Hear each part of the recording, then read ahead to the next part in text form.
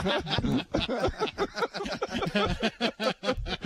right, there you have it. Moment of the day. You can hear the moment of the day in its entirety at boomerandcarton.com. Joining us now, the general manager of the New York Jets. Oh, Tannenbaum. The process. Oh, Tannenbaum. The process. Wie treu sind deine Blätter. Mike Tannenbaum. Mike, The process. Boomer and Craig, how you been, buddy? I'm doing good, guys. How you doing? Never Doing get good. enough of that, really, actually. Going through all this process and everything this summer, look, you made a decision. You brought Tim Tebow here. I was against it. I know Craigie was against it. I'm sure some people were for it. First and foremost, how many tickets have been sold since you signed him? You know, that's a great question. I'm not really sure, but I am sure that he's happy, that we're happy he's here. I think he's going to do a lot of great things for us as a player, as a teammate. When we made that decision, guys, there was 4 of us in the room. It was Woody, Rex, Tony, and I, and we made it for football reasons. And it'll be up to us to prove that's the right decision. And starting with the Bills in a couple of weeks, we'll roll it out there. You had to know that this was going to be a major, major story all over the landscape of the NFL. Hell, the ESPN, planted Sal Palantonio up in Cortland with you, and they kept running quarterback competition. You kept telling us that there was no quarterback competition, that your starter unequivocally is Mark Sanchez. No question about it, and that hasn't changed, guys. And, Mark is a guy that has had a great camp. He's won a lot of games for us in the past, and he's going to win a lot of games for us in the future. We thought bringing in Tim, he could do a lot of things for us, adding to our offense, and also give us a lot of roster flexibility, which is really important. Can only take 46 guys to the game. So we have a plan. That plan really hasn't changed much, guys. And, once we get into the regular season, other people will see it. I'm shocked at you because you didn't cut him like I told you to.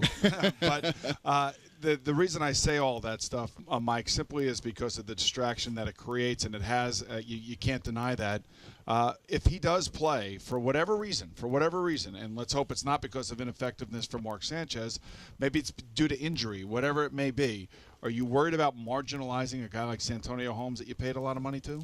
Well, no, because, again, we have a plan where, all these players are going to play, and Mark's our starting quarterback. We try to address the wide receiver position and moving up for Stephen Hill, signing Chas Shillings, who's obviously been hurt so far. And so we try to address our passing game. And then in addition, when you look at what we lost a year ago in Brad Smith, we think we brought in a guy in Tim that could do things that Brad could do and some other things as well. So I don't think we're trying to marginalize our passing game at all. But by default, you've kind of marginalized Mark Sanchez because he's going into his 4th year. He's been very successful for you. Everyone all knows that. And then you bring in not just any guy as a backup quarterback, a guy like Tim Tebow, who's a lightning rod, whether you like him or you don't like him. And to me, I keep saying to myself, why does Mike Tannenbaum and Rex Ryan and the Jet organization not like Mark Sanchez? Because it seems like you've made a move here, whether it's marginalizing Mark or that reeks of we're not satisfied with Mark Sanchez. Yeah, Craig, I understand the question. In our business, and Boomer as a former player, actions speak louder than words. We traded up for Mark. We just gave him an extension a couple months ago. He's our guy, and I'm really proud to say we drafted him. And you look at what he's done this summer, he's really, in our minds, improved, quite a bit. Again, we think bringing Tim in, it brings another club to the bag and other things we can do. I'm sorry to interrupt you.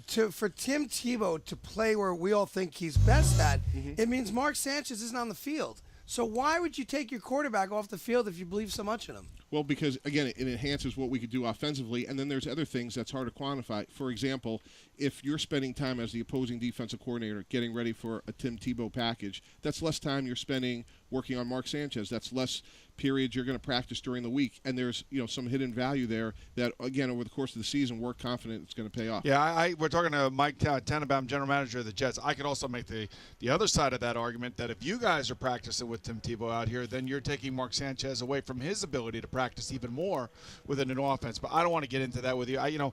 Bottom line is, if Tim Tebow is used, he scores you touchdowns and you win, everybody's going to be happy. That's the plan. That's right. What you're hoping happens. And I can only say for you guys and everybody else in this building, I would only hope that could happen for you, because I would only wish success on you. I'm not a fan. I respect what you do, but the other aspect that I would say, as we just beat you down mercifully here, is your offensive line. And you have a Pro Bowler at left tackle, although I don't think he's not even close to what Anthony Munoz was. You got a center that's pretty damn good in Nick Mangle, maybe one of the toughest guys. Your guards are fine. They're strong guys. They're big physical guys, but you do have a problem at right tackle. Wayne Wayne's been he's like Rex said, he's been a 10-year guy. He's been out there. He's helped you in a lot of different ways. But I think he was exposed, against the Giants. I think he was one of those guys that, whether you find it fair or not, was the perception is that he's not good enough and that he doesn't give Mark Sanchez enough time back there in the pocket. What do you do to rectify the feelings of the Jet fans that feel that way about your right tackle? Yeah, and those are fair points, Boomer. A couple thoughts. First of all, Wayne's played well for us in the past at different positions, obviously right tackle, but also at tight end. We're encouraged by a young guy in Austin Howard that's played against the Giants and the Bengals and done well, and that's something that we're going to continue to evaluate and look at. Now Austin did get some. I've been reading in the paper. They're tracking right tackle and who's playing how many, who's doing this, who's doing that. He was on the passing plays, he was on the running plays, all this other stuff. But it is evident that now all of a sudden you guys are starting to look at Austin to see if he's an alternative for you. Well, we started looking at that last year from a standpoint that when we acquired him from the Ravens practice squad, and we've been encouraged by him. But with that said, that's a position we're going to keep looking at. There's things about Wayne where we think he could be effective for us in certain roles, and we're going to look at that. And again, it's only been 2 games, but there are some things that Austin's done that are encouraging. Is it fair to say right now your starting right tackle against Buffalo is undecided? Well, I would say that's a position we're going to keep evaluating. So we don't have a starting right tackle. It's kind of interesting. You did say something in the paper the other day that we talked about. We laughed about it a little bit, but it is a significant day for you guys in the NFL, especially general managers who are scouring the waiver wires. Mm-hmm. And you said that come Labor Day, it's almost like another secondary draft, and you're always looking for players. I would imagine that's going to be one of those areas where you're going to be looking. Boomer, I take a lot of pride in that. In the Scott Cohens of the world and the JoJo Woodens, we feel like there's an area of opportunity to improve our team, and we've done that in the past. And sometimes they're not household names. It's a Marcus Dixon, it's Patrick Turner, but you could add a lot of depth to your team, and it is a mini draft as you get through that final cut. Here's what I'm troubled by as a Jet fan, and I'll even say I speak for all Jet fans in this. Oh, boy. The defense is going to be great. I don't think anyone disputes the fact that you should have a top 5 defense. You're going to be very hard to throw the ball against. No issues with the defense. And they're bringing in Jeremiah, bringing in Landry. We're down with all that. But you have a quarterback who needs help, whether that be offensive line help, whether that be wide receiver help, depth at running back. And I know Rex can talk all day and night about we spent 57% of our money last year on the offense. We know where the money went, Santonio Holmes and Mark Sanchez. We get it. You guys will go to war this year, in my opinion, Jet fans' opinion, with the worst offensive skill players you've had since you guys got here. And I don't understand why you would, as a general manager, not address that more finally. Well, the perception is that you haven't addressed it, but I'm sure in your meetings and in your office, you have addressed it. Well, yes? let the man answer the question. But I would defer to Senator. Yeah. No, I know that. But what he's talking about, you haven't in his mind and in the Jet fans' mind. You have no weapons. That you haven't addressed it and you haven't attacked it from a very, big name personalities. You haven't brought those big guys in here. Right. And again, we're sitting here in the middle of August, and we haven't seen everybody out there that we think is going to help us this year. That's not an excuse. It's just what we're dealing with. We did trade up for Stephen Hill. We're really excited about him. Think he could do a lot of dynamic things for us this year. With that said, his ceiling's really interesting. I don't think he'll be, a frontline polished player in year one, but there's a lot of things he can do in year one to help us from blocking, running deep. And when you line him up with Holmes and Jeremy Curley, who practiced a lot yesterday, we, like I said, added Chaz Schillings. Chaz has been hurt. I would give that a grade of incomplete as of right now. Oh, yeah, a guy's hurt. You don't know what the guy's going to give you. And most of the wide receivers have been hurt. Yeah. Will we see Holmes and Curley? Because I know week 4 is kind of a waste for all teams. Right. Will they play this weekend? Will we get a little glimpse of them? We're not sure yet. We were encouraged by what happened yesterday, Craig, but we'll see. Another name, Jeff Cumberland. He was coming along last season, tore his Achilles against Oakland.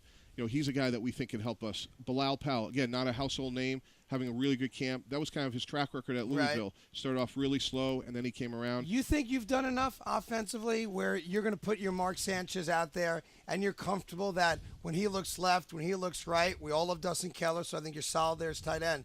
But then when he looks around the field, he's got guys that are NFL caliber guys that are going to get open and allow this offense to do more than a 5-yard little screen pass? Yeah, no question about it. I mean, I believe in these coaches. I believe in these players. And Coach Sperano did a lot of great things in Miami. He gets painted with this broad brush of ground and pound. But last year, guys, they had 4 players that averaged 15 yards or more catching the ball. And that was one of the things that Rex and I saw in Tony that we really liked. Again, in the middle of August, does it look perfect? No. And we embraced the hard work, but I think by opening day, Craig, you'll be excited about the offense. I don't know, Mike. I mean, is there a chance that you guys would be interested in Maurice Jones-Drew? Would you consider a trade for him? Well, and by the way, I like Sean Green. Sean Green, everyone talks about Mark Sanchez. Big year for Mark. It's a huge year for Sean Green. Averaged 4 yards a carry last year. Didn't get 300 carries, which is why he's not at 1,300 yards. Right. But I would think your expectation for Sean Green, if you're going ground and pound, has got to be 20-plus carries a game, right? Yeah, no question about it. Sean's going to his 4th year. And what's exciting, from where I sit in the world, when you look at Mark and you look at Sean, like, they're young veterans. They're in year 4 now, and they've grown up here. And, Sean's a local guy from southern New Jersey. We're really fortunate to have him. His pass protection's gotten better. His ball skills have gotten better. He's really become a complete back. But when you look at Joe McKnight, Joe led the NFL in kickoff returns. Bilal, I think we have depth there. And, again, some of these young receivers, we haven't quite seen it yet between Curley and Hill, but I think there's some talent there. Yeah, I think you guys, we talked to General Manager Mike Tannenbaum with the Jets. You put some pressure on Curley coming into training camp, saying, we got to see more from him.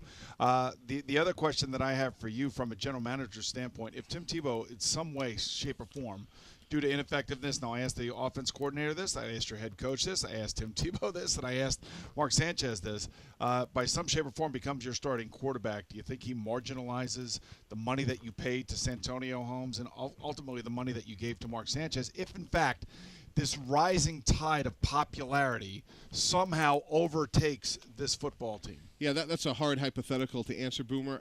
We're not going to make a decision based on popularity contests. It's always going to be about what gives us the best chance to win. And clearly, we've won a lot of games with Mark in his first 3 years. And I think Tim's going to enhance our offense.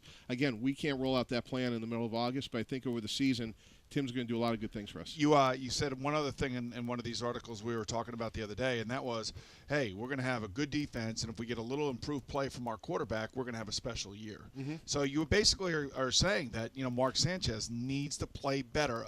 Essentially, we were not happy with the way he played last year. And if Mark was sitting here, he'd be the first one to tell you, first of all, I wasn't good enough last year, so I'm not trying to put the blame on Mark. It starts with me. Mm-hmm. I could have put a better roster together. We could have had better depth last year. But the thing that was unbelievable about Mark was, he went away as soon as we lost to the Dolphins, and he came back ready to go. For him, 8-8 was catastrophic. It was catastrophic for all of us, but this guy's never had a losing season going back to high school, USC, and just watching his growth and maturation, and what he's done on the field, guys, going back to May, I'm really excited about Mark. Clear one thing up for me. You signed Drew Stanton, okay, and you brought him in here to be the backup quarterback. Then all of a sudden the trade becomes available for Tim Tebow. 2 things I just need to know. Mm-hmm. Were you worried about keeping Tim Tebow away from somebody else in your division? Yes or no? No. No. Number 2, in regards to Mark Sanchez and Tim Tebow, did you call Mark Sanchez and ask him if he had a problem with the trade for Tim Tebow? Well, here's what I say about that. In a perfect world, obviously, we would not have signed Stanton. We signed Drew. Without knowing that you're going to make the trade. I get that. Right. An unexpected opportunity presented itself. We did let know Mark about the trade. But in terms you let him know about the trade. Correct. You didn't say, hey, are you okay with this? You just said, listen, we're making by the way, this Mark, trade. Tebow's going to be a Jet. Just get ready for the onslaught. That's just what I'm asking, because there have been all these reports out. I just want to hear from you. What was the exact conversation? Boomer. Just to clear that up, again, there was 4 people in the room, and just from a football standpoint, here was something really interesting. Tony had coached Tim in Mobile. Tony ran the Wildcat, in Miami. Tony got beat by Tim last year. Rex got beat by Tim last year. So, hey, we got Mark as our guy, but here's a chance to add another good football player. Well, why do you think Tony ran the Wildcat in Miami? Well, he did that as Dan Marino as his quarterback. That's why. Exactly. But again, our feeling looks at it a little bit differently than you do from a standpoint that we're adding a player to already what we think is going to be a good offense. You know what's weird about that, Mike? You guys talk, and Rex has said this, consistently, how Tim Tebow puts the fear into defensive coordinators. You don't sleep at night because of what he might do. I know the Jets lost to the Broncos on that last 90-plus yard drive. The fact of the matter is, you guys made him look like an amateur quarterback in that game for 58 minutes of that game. 120 total yards. If not for the Sanchez pick that went the other way for a touchdown, right. They don't come back. And I know it looked bad, 95 yards, and he beat you on that last play. But the reality is, you guys made Tim Tebow look brutal in that game. So I'm trying to figure out what all of you guys saw that said, we got to go get this guy. Yeah, because Craig, and that's a fair point. I think our plan for Tim is we're going to try to put him in the best chance